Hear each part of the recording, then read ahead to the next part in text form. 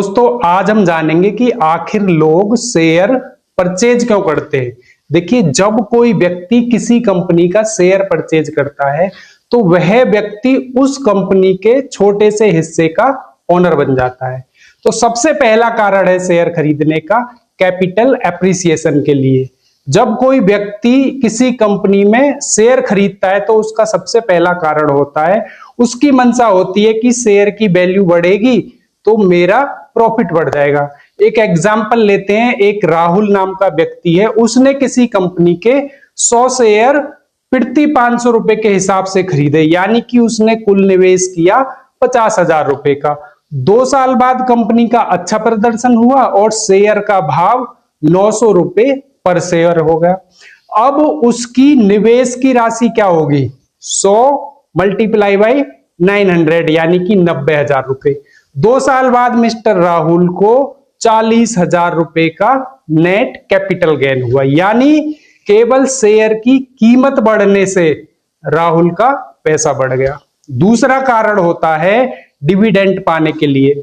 कुछ कंपनियां अपने मुनाफे का एक छोटा सा हिस्सा शेयर धारकों में बांटती हैं।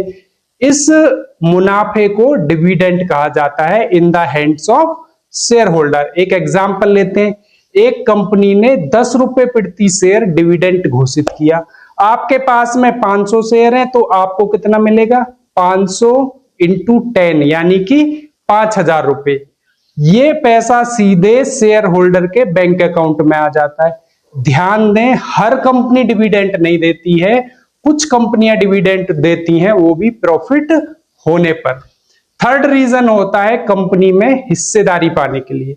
शेयर खरीदने के बाद में आप कंपनी के हिस्सेदार बन जाते हैं, आपको कुछ अधिकार मिलते हैं, जैसे एनुअल जनरल मीटिंग यानी कि एजीएम में भाग लेने का अधिकार, कुछ मामलों में वोट देने का अधिकार, कंपनी की रिपोर्ट देखने का अधिकार। फोर्थ नंबर होता है इन्फ्लेशन को हराने के लिए। अगर पैसा केवल आप सेविंग अकाउंट में जमा रखेंगे और महंगाई 6% हो लेकिन बैंक केवल 3% ब्याज दे तो क्या होगा? आपकी खरीदने की क्षमता घट जाएगी। अच्छी कंपनियों के शेयर लंबे समय में महंगाई से अधिक रिटर्न देने की क्षमता रखते हैं, इसलिए भी लोग शेयर मार्केट में पैसा लगाते हैं। लंबी अवधि में संपत्ति बनाने के लिए यानी कि वेल्थ क्रिएशन के लिए भी लोग शेयर मार्केट में इन्वेस्ट करते हैं। दुनिया के कई बड़े बड़े इन्वेस्टर्स हैं जिन्होंने शेयर बाजार में लंबे समय में बहुत बड़ी संपत्ति बनाई है। यदि कोई व्यक्ति हर महीने 5,000 रुपए निवेश करता है और उसे औसतन on an average 12% per year return मिलता है तो कई वर्षों में ये बहुत बड़ी राशि बन जाएगी। आप इसको ऑनलाइन कैलकुलेट करके भी देख सकते हैं। छठा रीजन क्या है? पैसिव इनकम के लिए। कुछ इन्वेस्टर्स ऐसी कंपनियों के शेयर खरीदते हैं जो नियमित रूप से डिविडेंड देती है। इससे क्या होता है कि उन्हें कोई काम नहीं करना पड़ता और ईयर एंड में उनको इनकम मिल सकती है।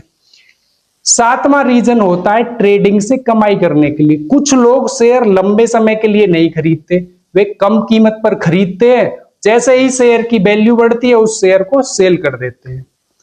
एग्जाम्पल लेते हैं, सुबह शेयर 400 रुपए में खरीदा, 200 रुपए में 420 पर बेच दिया, यानी कि प्रति शेयर 20 रुपए का प्रॉफिट हो गया। लेकिन इसमें नुकसान का जोखिम भी अधिक होता है।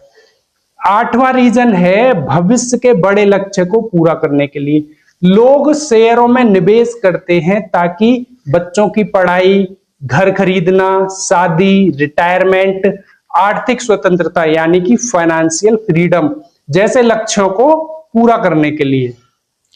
9वां रीजन है बोनस शेयर और अन्य लाभ पाने के लिए। कई बार कंपनियां बोनस शेयर्स देती हैं, स्टॉक स्प्लिट करती हैं, राइट इश्यूज देती हैं। इनका लाभ केवल शेयर होल्डर्स को ही मिलता है। देश की बढ़ती अर्थव्यवस्था का लाभ लेने के लिए भी लोग शेयर्स खरीदते हैं। जब कंपनियां बढ़ती हैं उनका प्रॉफिट भी बढ़ता है, कारोबार बढ़ता है, शेयर की कीमत भी बढ़ेगी। इसका लाभ सीधा सीधा इन्वेस्टर्स को मिलता है। क्या हर शेयर को खरीदना सही होता है? ऐसा नहीं होता। हर एक शेयर को खरीदना सही नहीं होता है। अच्छी कंपनी चुनना सबसे ज्यादा महत्वपूर्ण होता है। गलत कंपनी में निवेश करने पर शेयर की कीमत गिर सकती है, डिविडेंड नहीं मिल सकता, पूंजी का नुकसान भी हो सकता है। इसको एक सरल एग्जांपल से समझते हैं। मान लीजिए कि दो दोस्त हैं, एक है अमित और दूसरा है रोहित। अमित ने 50,000 रुपए बैंक में जमा किए, ब्याज मिला, पैसा धीरे धीरे बढ़ता गया। रोहित ने 50,000 रुपए एक अच्छी कंपनी में शेयर में लगाए। शेयर की कीमत भी बढ़ सकती है, डिविडेंड भी मिल सकता है, लेकिन कीमत घटने का भी जोखिम हमेशा बना रहेगा। यही कारण है कि लोग जोखिम क्षमता और वित्तीय लक्ष्यों के अनुसार बैंक, म्यूचुअल फंड और शेयरों में अलग अलग अनुपात में निवेश करते हैं।